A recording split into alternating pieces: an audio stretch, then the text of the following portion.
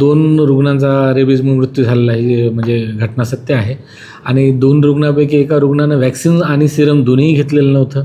त्याला dog bite झाला होता आणि तो डायरेक्ट रेबीजची सिम्पटम आल्यानंतर ॲडमिट झाला व त्याची साधारण 30 तासामध्ये त्याचा मृत्यू झाला. आणि दुसरा जो होता त्याला पण डॉग बाईट होता. त्याला वैद्यकीय महाविद्यालयाने वॅक्सिन दिलं होतं, पण त्याला सिरम घेण्याचा सल्ला दिला होता, पण त्याने सिरम घेतलं नाही.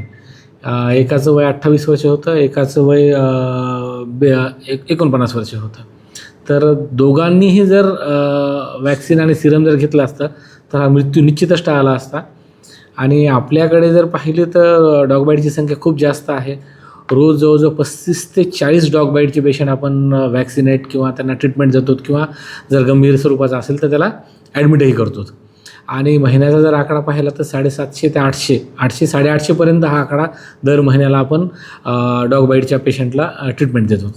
सर, नागरिकांना काय आव्हान? मी डॉग बाईट झाल्यानंतर सर्वात प्रथम मी एकच सांगेल, तो कुत्रा चावला किंवा न चावला ह्याची शहानिशा न करता आपल्याला वाटते की डॉग बाईट झालं, तात्काळ जे काही तुमच्या आजूबाजूचं मोठं हॉस्पिटल असेल किंवा शासकीय वैद्यकीय महाविद्यालय जळगावमध्ये येऊन दाखवा, तात्काळ व्हॅक्सिनेशन घ्या, किंवा जर डॉग बाईट जर जास्त प्रमाणात असेल तर सिरम घेणंही तेवढंच आवश्यक आहे.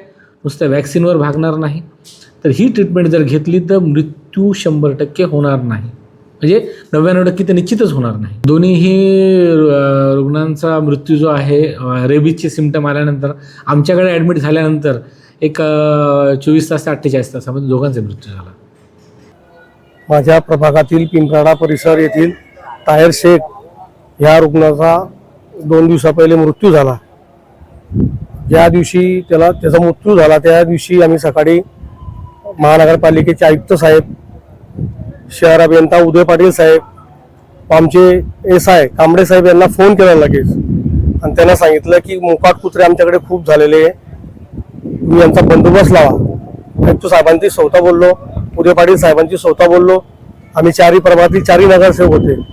पण जेव्हा उदय पाटील साहेबांना मी स्वतः बोलवलो, ते बोलले की आम्ही मीटिंगमध्ये आहोत.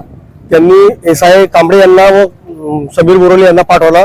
जेव्हा ती स्वानाची गाडी आली, ते छोटी रिक्षासारखी छोटी होती, आणि तिची परिस्थिती अशी होती की ते जाडे असतात कुत्रे पकडण्याचे, त्यांनी आमच्या समोरच नगरसेवकांच्या समोर जेव्हा ते जाडे काढले ना, तर जाड्यामधून ते कुत्रे पळून गेले. मग ती आमच्या वार्डात जेव्हा ती गाडी गेली ना, ती गाडीमध्ये त्यांना कुत्रे काय गाडीच गायब झाली. हे जे याच्या पुढे जी अशी काही दुर्घटना घडेल, याचा जबाबदार जो असेल किंवा तो ताहेर शेख जो वारला याचा जबाबदार जो अधिकारी कर्मचारी असेल, त्याच्यावर सदोष मनुष्यवधाचा गुन्हा दाखल व्हायला पाहिजे, अशी आम्ही पुढे आमचे आमदार साहेब राजू मामा असतील किंवा माननीय गिरीश भाऊ असतील यांच्याशी चर्चा करून आम्ही पुढचं पाऊल 100% उचलणार आहे.